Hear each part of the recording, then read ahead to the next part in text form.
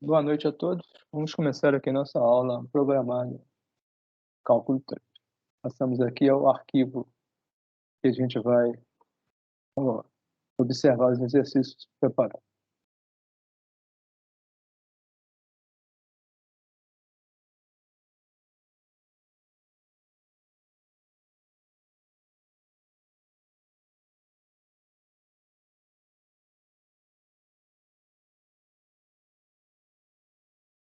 Então, os exercícios que foram preparados correspondem à terceira lista de exercícios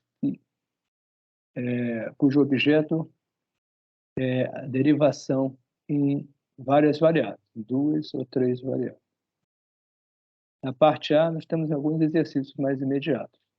Então, o número 1 é calcular diretamente as derivadas de uma função através da regra da cadeia.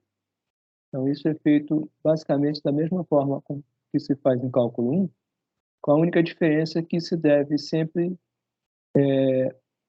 manter uma das variáveis constantes e fazer a derivação na variável livre. Então, por exemplo, eu fiz aqui no número 1, então calculei aqui a derivada da função ômega em relação a x. Então, fazemos a regra da cadeia, ômega u, ux, depois ômega v, vx, e substituímos, né, diretamente, de modo que as funções podem ser calculadas de forma direta, que derivou-se a função seno,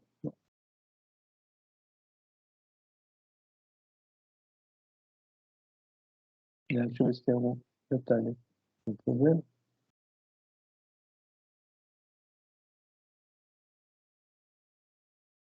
Assim, então aplicamos a regra da cadeia e, além da regra da cadeia, aqui a regra do produto.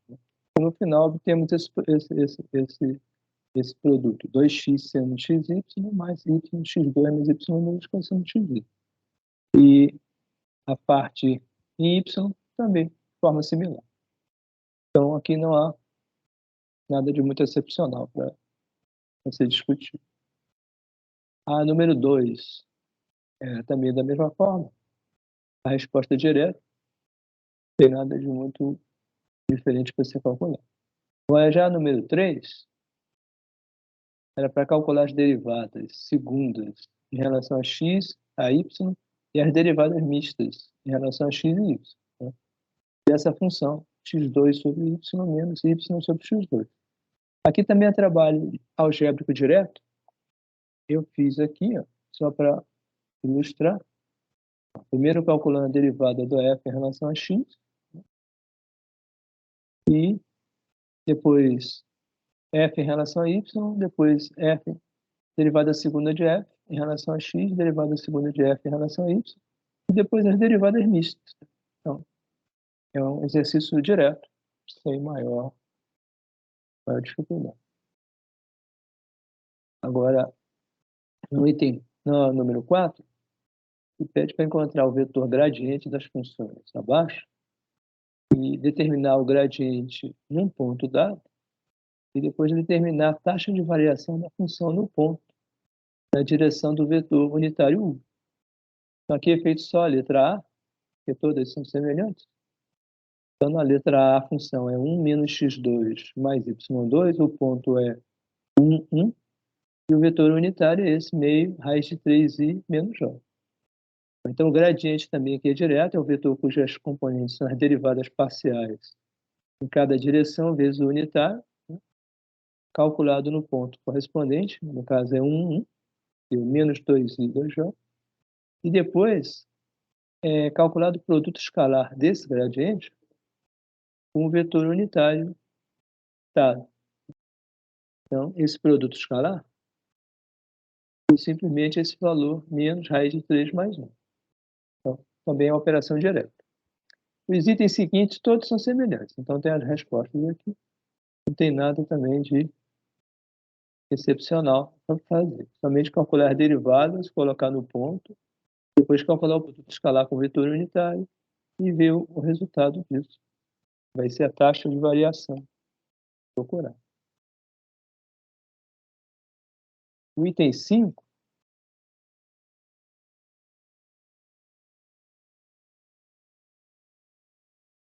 só um minuto.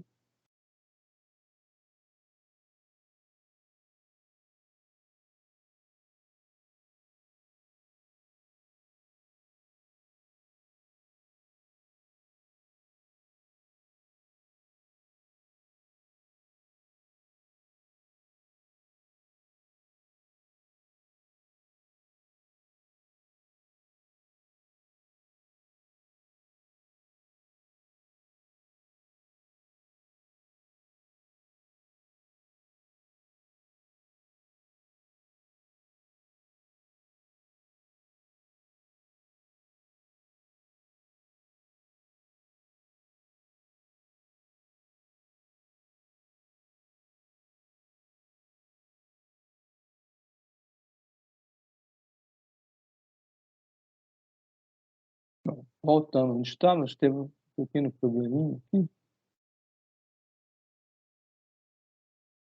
Bom, agora então chegamos ao exercício número 5. Exercício número 5. Vou ficar só novamente, se não há nenhum problema aqui. Tá.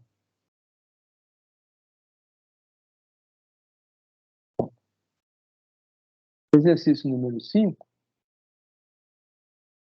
Calcular, agora esse é já um pouco mais sofisticado, calcular a equação do plano tangente e as equações da reta normal, a superfície nos pontos indicados.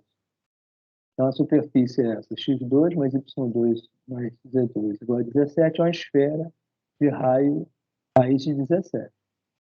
Calcular o plano tangente no ponto do espaço 2 menos 2, 3. Então, essa superfície é interpretada como sendo a curva de nível, a superfície de nível de uma função de 4 variáveis, na verdade, onde se fixa a quarta variável. Então, se toma essa esfera como sendo a superfície, e aí se calcula o vetor gradiente dessa esfera, que vai fornecer sempre um vetor normal a ela, já que o gradiente aponta na direção em que a função cresce mais rapidamente. Então, o gradiente da esfera, simplesmente no ponto 2 menos 2, 3, é simplesmente o vetor, derivando 2x, 2y, 2z, e calculando no ponto 2 menos 2, 3. Dá esse vetor. Escrito na linguagem cartesiana, 4 menos 4, 6. E a gente lembra da lista de álgebra de geometria analítica, que um plano é sempre definido como um vetor normal e produto escalar com um vetor de diferença que esteja no plano, onde R é o vetor genérico e P é o ponto específico por onde o plano está. Então, aqui, nós vamos ter o vetor normal sendo o próprio gradiente, é o seguinte, o R vai ser o vetor genérico de coordenadas x, y, z, e o P é o ponto dado, 2 menos 2, 3.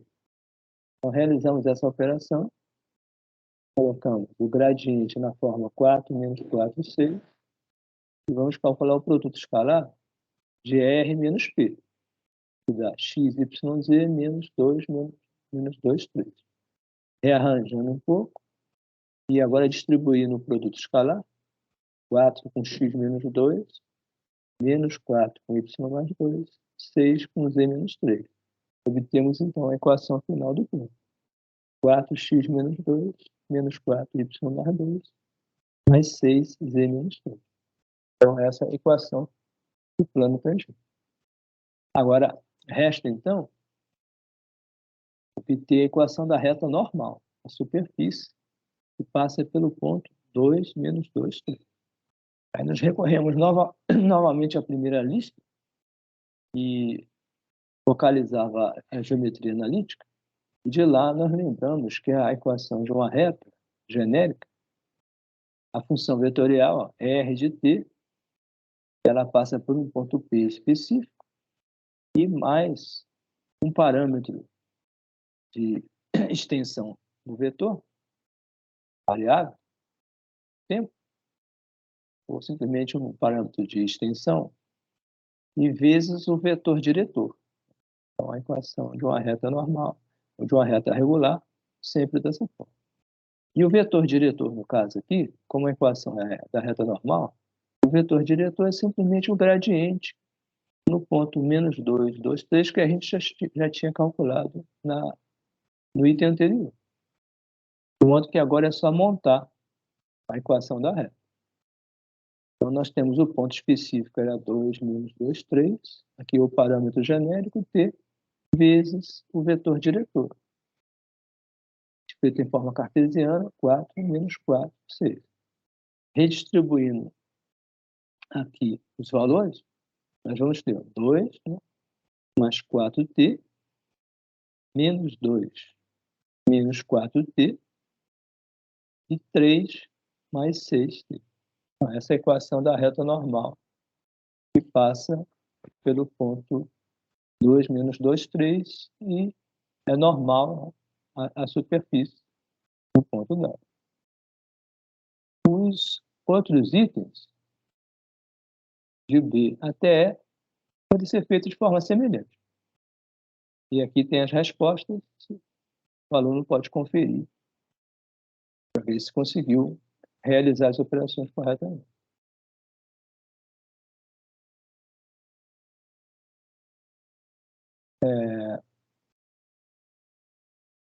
Então, encerramos com isso a parte mais imediata, a parte A.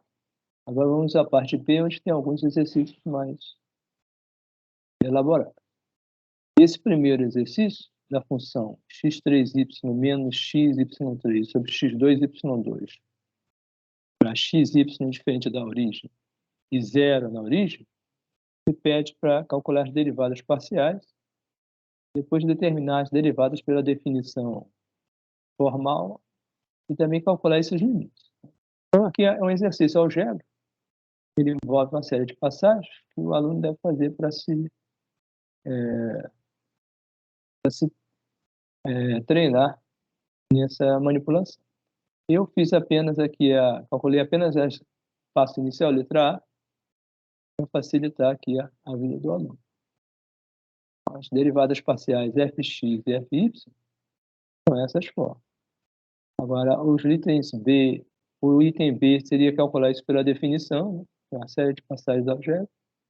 No item C, é necessário fazer ainda o cálculo das derivadas mistas a partir da fx e fy, e depois proceder ao limite, quando x e y tende a zero, e eventualmente se utilizar a regra de L'Hopital para se obter os limites de uma e de outra e verificar que eles são diferentes no ponto. Então, isso é um exercício de aula. Agora temos aqui alguns outros exercícios, mas na forma de problema. Esse aqui, número 2. A temperatura em qualquer ponto de uma placa plana é de t graus. E a função t é uma função de duas variáveis, x e y, dada desse formato. 54 menos 2/3 de x ao quadrado menos 4y2. Então, ele pede, se a distância é medida em centímetros, achar a taxa de variação da temperatura em relação à distância. A distância movida ao longo da placa nas direções dos eixos coordenados x e y, respectivamente, no ponto 3.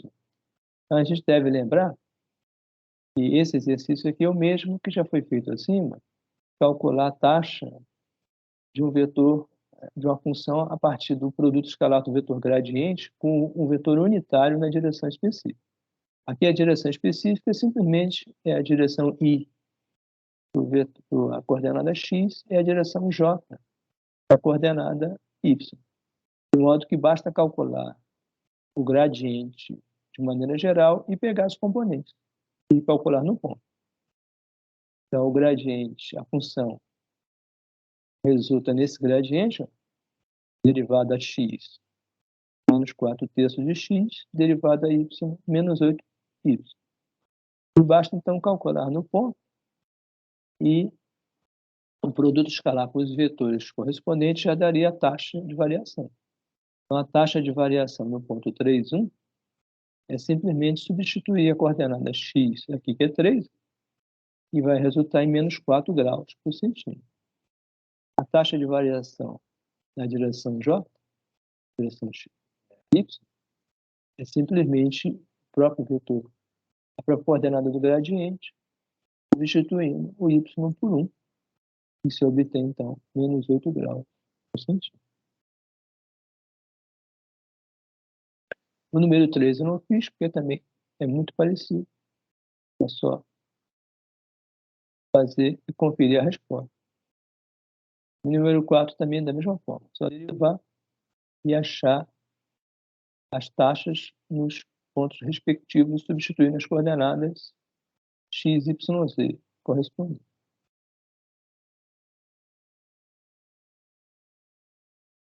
Agora, o número 5 tem um pouquinho mais elaborado, que é calcular a derivada total da função ômega em relação a t através do processo de composição da função ômega com as funções parametrizadas x, y, z em função do parâmetro t, que poderia ser, por exemplo, o tempo. Então, aqui eu reescrevi a função usando as propriedades de logaritmo, mais simples, e calculei as derivadas em relação ao tempo de cada coordenada. dx dt, dy dt, dz dt. E depois é só a gente fazer a composição. Derivada total vai dar a taxa de variação da função ômega em relação ao tempo. Vai ser, então, derivada da função ômega em relação a x vezes a derivada total de x em relação ao tempo. Mais a contribuição em y vezes derivada total de y. Mais a contribuição em z, derivada total em z. E depois é só substituir o que a gente tem. dw dx, a gente calcula tudo direto. 3 derivada log sobre x, 3 sobre x, vezes o dx dt. Na parte y, obtivemos 2 sobre y. E na parte z, obtivemos simplesmente menos 1 sobre z. E resta, então, como última passagem, substituir as derivadas que a gente já tem para dx dt, dy dt e dz dt. E deixamos o x ainda sem substituir, para ficar mais simpático. Então, obtemos essa função no final. 21 sobre x, 2 secantes de t tangente de t sobre y, mais cossecante ao quadrado de t sobre y. Então, uma vez substituído algum valor de t, se pode obter especificamente o valor da taxa de variação total da função dada em relação a t, a um certo valor do tempo especificado. Agora,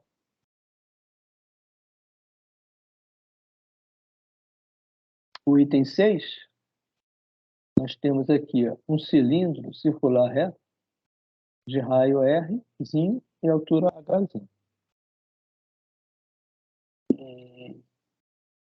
E as taxas de variação dessas coordenadas, desses parâmetros, eles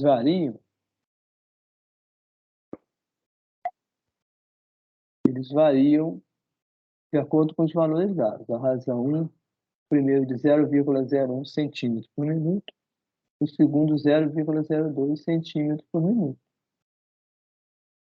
Se quer saber o item A, taxa de variação do volume para os valores específicos do raio, 4 centímetros e a altura 7 centímetros, e a taxa de variação da área de superfície nesse instante. Então, nós lembramos pela geometria elementar que o volume de um cilindro é a área da base πr2 vezes a altura. Então, a taxa de variação total disso é só fazer a derivada. dv dt, que vai dar 2πr h i vezes dr dt. E o outro termo, repete-se esse, πr2, e a derivada do h em relação a t. Depois é só substituir os valores que já foram dados. Substituindo os valores do R e do H e simplificando as frações, nós obtemos do item A 0,88 pi centímetro cúbico por minuto. A taxa de variação da área de superfície, nós sabemos que o perímetro vezes a altura do cilindro, 2πrh, é dada pela derivada dessa expressão, cujas variáveis são R e H. Então, PA dt, 2πh dr dt, mais 2πr vezes dh dt. E aqui, novamente, substituindo os valores, obtemos a taxa de variação da área de superfície, 0,30 pi centímetro cúbico por minuto. Então, também não tem maior dificuldade. O item 7 é direto. Calcular as derivadas segundas e provar que as derivadas mistas são iguais para a função dada. Então, é um exercício direto de derivação. É só resolver para achar o resultado final. Na parte 8, nós já temos um exercício mais interessante, que é provar se essa função, u de x, y, z é elevada a x mais by mais cz, com essa restrição que a soma dos quadrados seja igual a 1, satisfaz essa equação semelhante à de Laplace. Soma das derivadas parciais segundas é igual à própria função. Então, para fazer isso, basta fazer diretamente o cálculo das derivadas. Então, nós calculamos a derivada primeira, nessa notação de índice. O x, é só derivar a função em relação a x. Então, aqui vai dar simplesmente um a vezes a própria exponencial, que é a própria função. Então, o x dá a vezes u, o y, b vezes u, o z, c vezes u. E aqui, de imediato, temos também a derivada segunda. Da mesma forma, derivando novamente, a derivada de cada u desse vai aparecer um novo a. Então, a derivada segunda vai aparecer um a2u, derivada segunda do y vai aparecer um b2u, derivada segunda do z vai aparecer um c2u. Somando as três derivadas segundas e colocando as constantes em evidência, nós obtivemos a2 mais b2 mais c2. E como já é dado essa restrição, que é a2 mais b2 mais c2 igual a 1, substituindo essa restrição aqui, a gente obtém, então, que a soma das três derivadas segundas é igual à própria função. É o que se queria demonstrar. E o item 9, nós temos item 9, nós temos a demonstração de várias propriedades do gradiente. Tá? Então, aqui eu só fiz a primeira, como exemplo, as outras são todas semelhantes. Então, provar no item A, o gradiente da combinação linear é a combinação linear dos gradientes. Essas constantes alfa e beta são arbitrárias. Então, aqui basta se tomar o vetor gradiente de forma tradicional E aqui se tomou o gradiente da combinação linear. Se faz aqui ó, a propagação das derivadas nas funções. Ó. Primeiro, todo operador gradiente aplicado no alfa-U. Depois, todo operador gradiente aplicado no beta-V. Como alfa e beta são constantes, eles saem das derivações. E resta, então, a aplicação do vetor gradiente diretamente ao vetor U. E essa operação significa simplesmente calcular o gradiente do vetor U.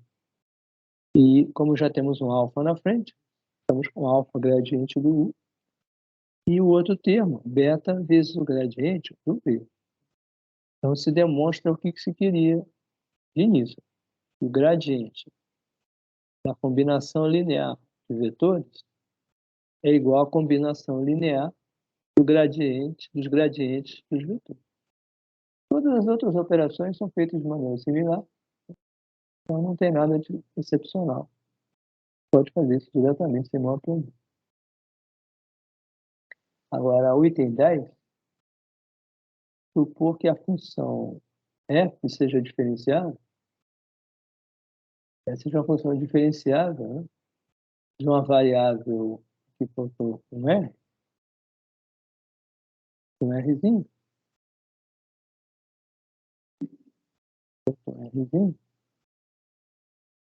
e o R seja a função de distâncias convencionais. Né? A função x2 mais y2 raiz é a função que dá distância entre um ponto qualquer x, y, z e a origem das coordenadas. E aqui você quer mostrar que o gradiente da função f ele é dado simplesmente pela derivada de uma variável da função f em relação à coordenada r, vezes essa função vetorial. E, na verdade, você vai ver que é o quê? O gradiente do vetor r. Então, para fazer isso, você pode proceder diretamente. Então, pegamos o gradiente da função r, gradiente de coordenadas tridimensionais x, y, z, tem a definição usual, e aplicamos isso na função f, que na verdade é uma função de r. Isso é a função das coordenadas através do raio da função de distância rzinho, x2, y2, mais z. Então, a gente aplica o gradiente na função, teremos as três derivadas da função em relação a x, y e z. E depois aqui usamos a regra da cadeia, da forma usual, como se faz em cálculo. Como a função f em relação à variável r é de uma variável só, f em relação a r, nós temos uma derivada comum, derivada total. Agora, para levar em conta a contribuição x, derivamos o r em relação a x. E a mesma coisa é feita na coordenada y, df, dr, dr, dy, e na coordenada z, df, dr, dr, dz. Então, df, dr é uma derivada de uma variável comum, a gente coloca ali em evidência, e sobra aqui dentro as derivadas do vetor da função de distância em relação a x, que nós sabíamos que é simplesmente x sobre r. Aqui vai ser x sobre r, aqui vai ser y sobre r, aqui vai ser z sobre r. Então, colocando em evidência o df e dr, sobra só x i mais yj mais ek sobre r, que é o que se queria mostrar.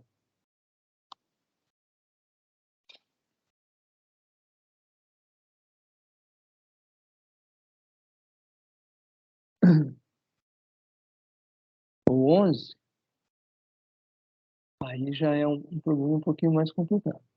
Mostrar que a superfície x2 menos 2yz mais y3 igual a 4 é perpendicular a qualquer superfície da família x2 mais y mais 1 igual a 2 menos 4a y2 mais az2, no ponto de interseção das duas superfícies 1, menos 1 e 3.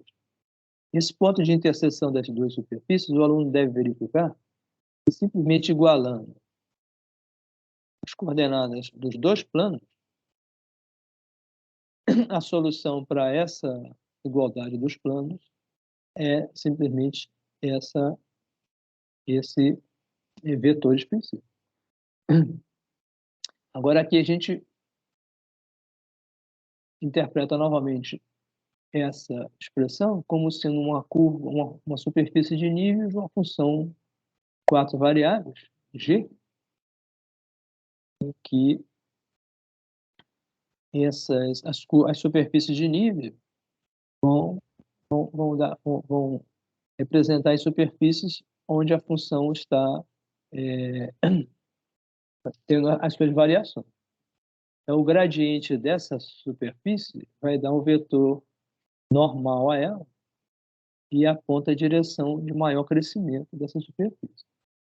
Então, na primeira, a gente tem a função seria genérica, a função seria g, seria x2 menos 2yz mais y3, a função de 3 variáveis. E a outra função, nós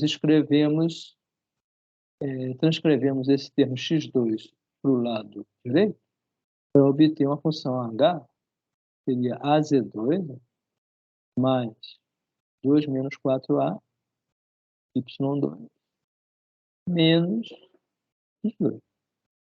Então, essa seria a função de 3 variáveis. E agora a gente calcula os gradientes de cada um. O gradiente da função g, operador gradiente tridimensional, aplicado em g, calculado no ponto específico, 1, menos 1, 2. Então, é feita aqui as operações, substituídas as coordenadas, obtemos esse vetor. 2i menos j mais 2k. E fazemos a mesma coisa para a função h. Calculamos as derivadas, aplicamos o vetor gradiente no h, no ponto 1, menos 1, 2. Substituímos as coordenadas e obtemos o vetor menos 2i, 4, 2a menos 1, j mais 4a. Agora, feito isso, para a gente testar essa suposição de que as duas superfícies sejam perpendiculares no ponto dado, a gente tem que impor a condição que as duas normais sejam perpendiculares, ou seja, que o produto escalar das duas normais seja zero. Então, nós vamos calcular o produto escalar dessas duas normais e vamos impor a condição em que ele seja zero.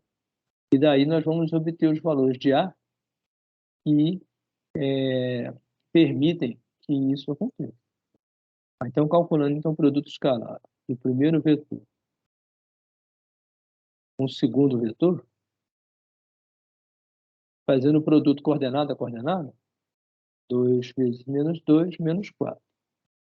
Menos j vezes todo esse parênteses, deu menos 4. E aqui eu já inverti, né? Eu botei mais 4, o sinal menos já inverteu, 1 menos 2a. E o outro, 2 vezes 4a, 8a. E aqui a gente redistribui as operações. Menos 4, 4 vezes 1, 4, 4 vezes menos 2, menos 8a, e sobra mais 8a aqui. Somando tudo, menos 4 mais 4, 0, menos 8a mais 8a, 0. Então, a gente conclui a seguinte coisa, que essas funções serão perpendiculares para qualquer valor do parâmetro a. Tá? Então, a família de funções x2 mais y mais 1, 2 menos 4a, y2, a é 2, ela é perpendicular a essa outra função para qualquer valor da constante a. Tá? Então, não há nenhuma restrição específica para essa constante a. Finalmente chegamos na parte C.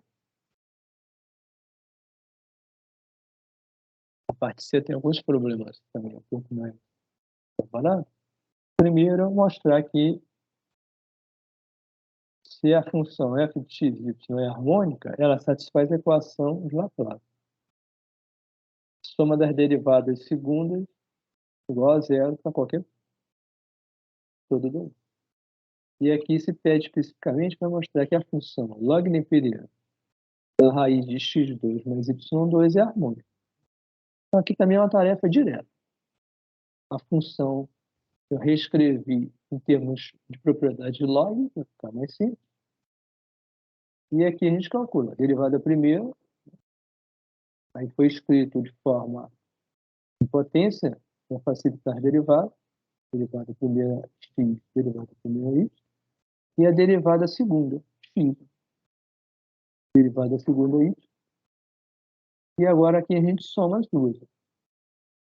Somando as duas, a gente observa que vai dar 2 vezes esse primeiro termo, e o segundo termo vai dar um menos 2.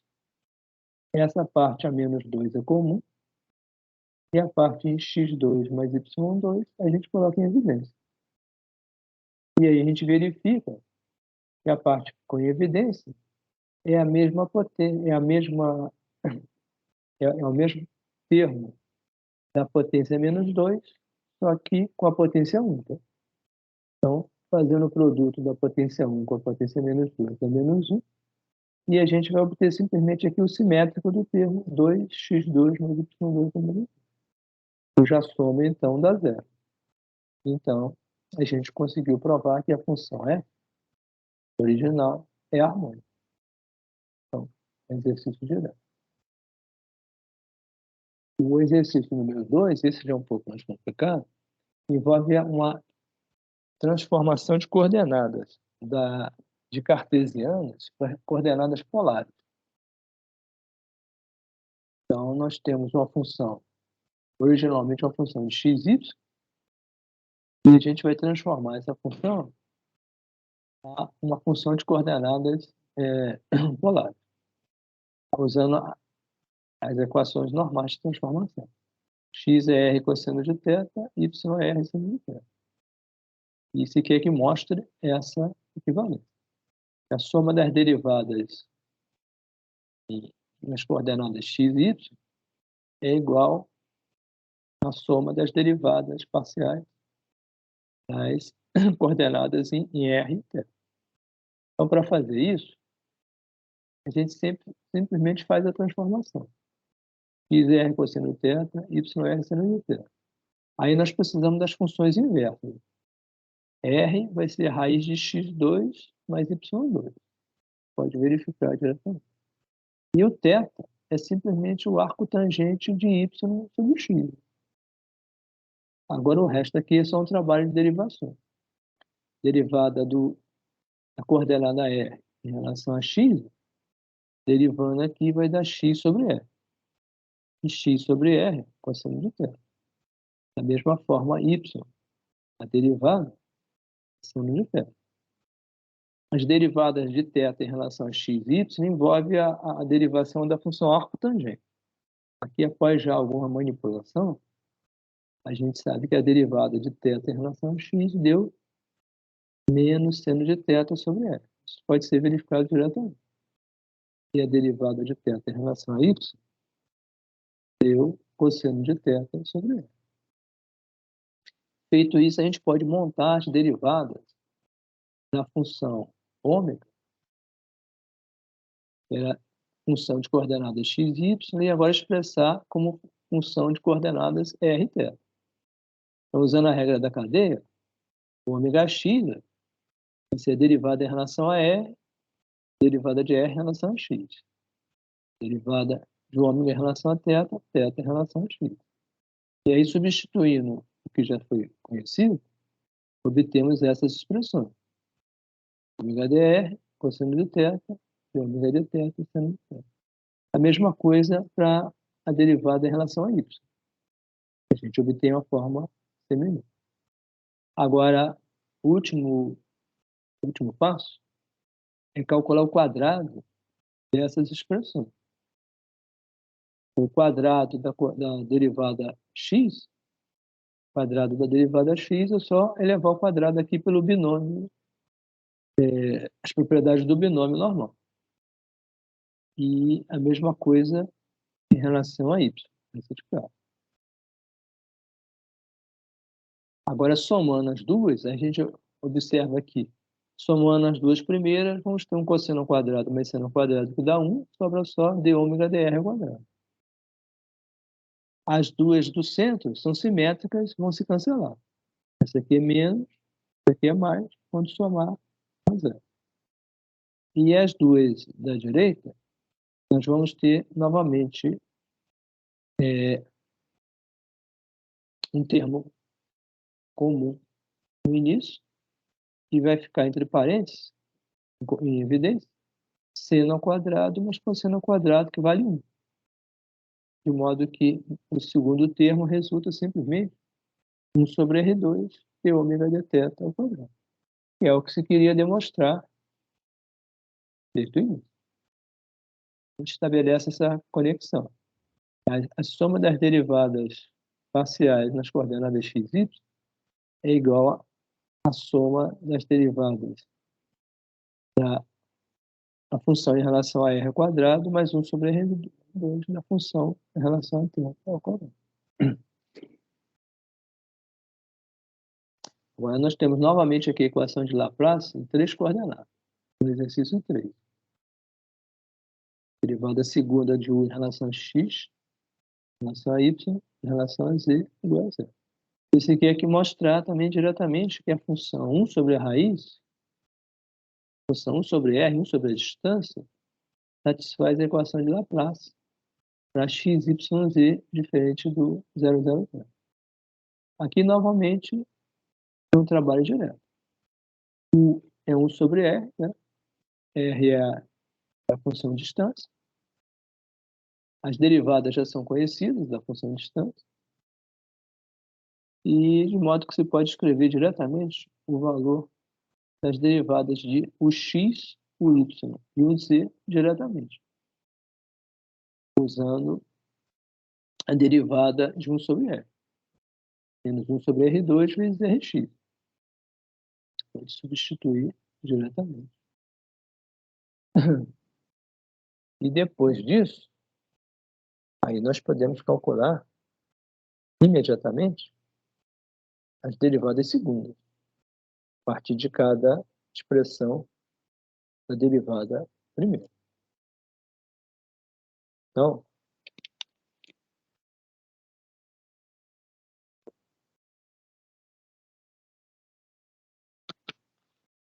agora resta como passo final somar as três. Né? O x, a derivada segunda de x, a derivada segunda de y, a derivada segunda em relação a z. Então, esse termo aqui, esse termo aqui, mais esse termo aqui. Então, a soma dos três primeiros em 1 sobre R3 dá menos 3 sobre R3. E os últimos termos vai dar 3x2, 3y2, 3z2. A gente bota em evidência 3 sobre R5 e ficamos com parênteses com x2 mais y2 mais z2, que a gente sabe que é simplesmente o R2, o R ao quadrado.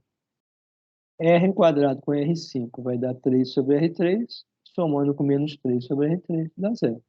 Então, a gente completa a demonstração de que a função 1 sobre R ela satisfaz a equação de Laplace nesses limites em que o R é diferente do zero.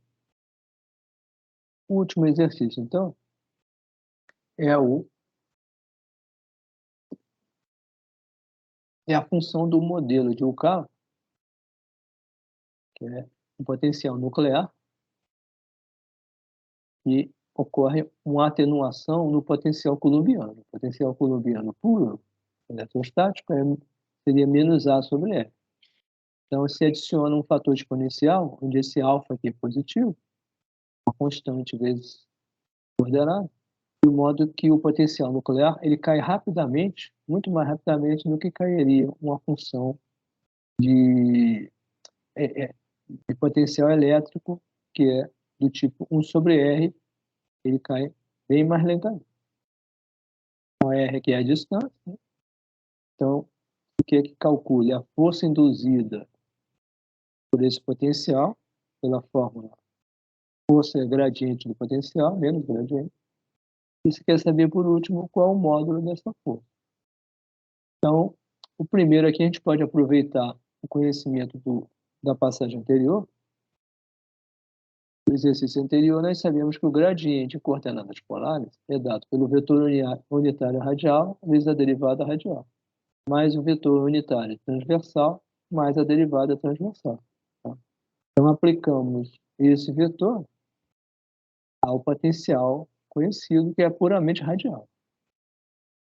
Então, nesse caso, como o potencial é puramente radial, a parte em θ dá zero e sobra somente a derivada radial.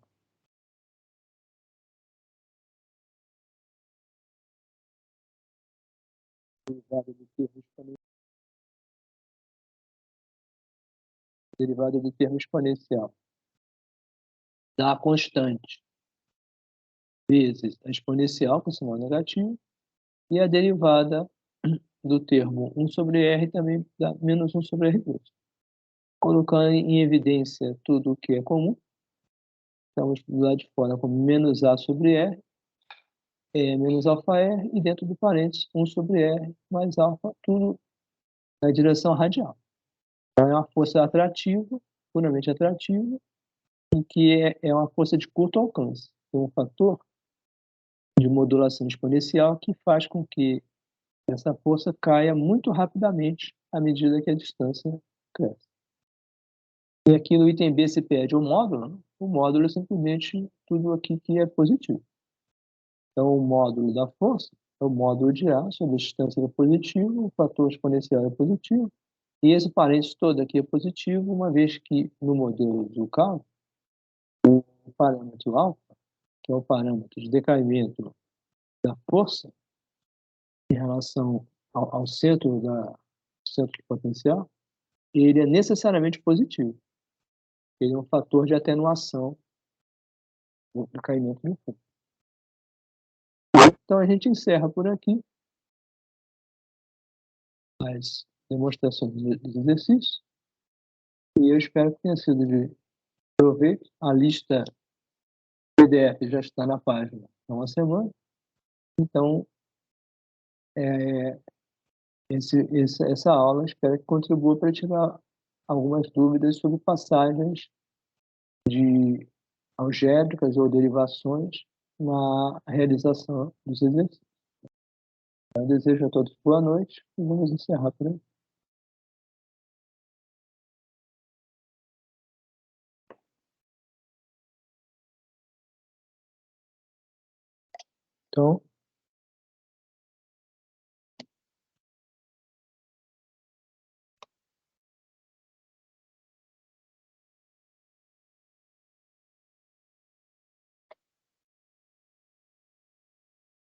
Então, até lá. Até a próxima aula, que será no dia, que é 2 semanas, dia 26. Até lá.